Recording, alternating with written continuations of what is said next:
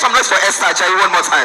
Miss Earth Nigeria, Miss Earth World 2022. One of the reasons you were invited and Derele is because you are actually mixed race. Now, in many Nigerian schools, even before the schools, we find that it's also an issue of identity. White people will not see you as white. Black people idolize you, especially in the schools. Feedback that I get from children in schools, they will tell the Nigerian girls to plait their hair. Some schools will give hairstyle to plait their hair.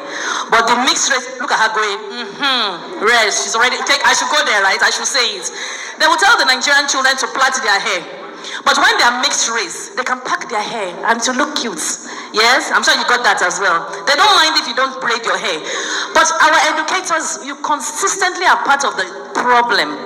The identity crisis. You know, putting foreigners as our head of school. Then when foreign or mixed race children come into the school, you make them look better, as if they are better than the Nigerian children. It's a problem for me personally. When I came to Nigeria, they said to me, "Ron, get over school, get to school. Come on, you don't come to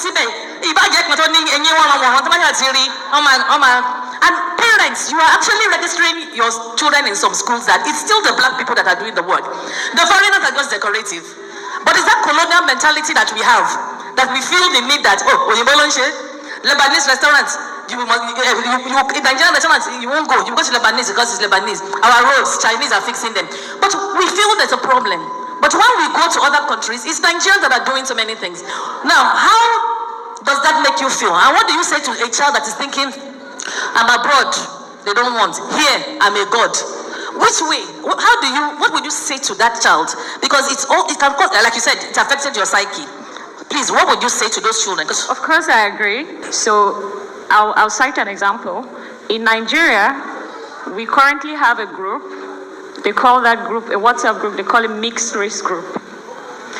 They created this group, I think, 2016, and I was part of the pioneers. You know, I met some of my friends that were mixed race in VI, and they're like, "Oh, do you also feel sort of way when you meet people?" And I'm like, "Yes." "Oh, you too. Okay, let's just create a community so that we can all come together, share our problems, and then find solutions." And then once in a month, we always have like a physical meeting, and at the end of after 3 months, I realized that majority of the mixed races are very nonchalant.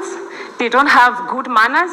They're not disciplined. They just live their life very lackadaisical. But the schools permit them. So can we see that the schools are a major problem? So I think because nobody is challenging them that these things you're doing, it's not right. They feel like, oh yes, I'm different. I look good. I'm superior than you, I'm better than you, I look better. If we go for a competition and we're 5 and I'm 1, of course they'll pick me before picking you. They'll look at me before seeing you. And like you said, the educators have more works to do because the confidence, you are ruining the confidence of the other children, not making them feel like they are better off. And now this is also going back to values. A child will already know who he or she is. And that is why I always try to tell many parents, because I used to be a teacher too, I always tell many parents then, after taking your children to school, bring them back home, teach them your own values, let your children know who they are. A person who already know who they are cannot be shaken by anybody.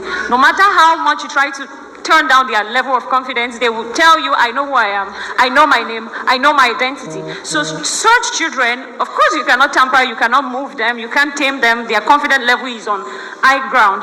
But what about the children that didn't have the access to those type of teachings, or maybe their parents are going through one trauma or the other? How do they survive?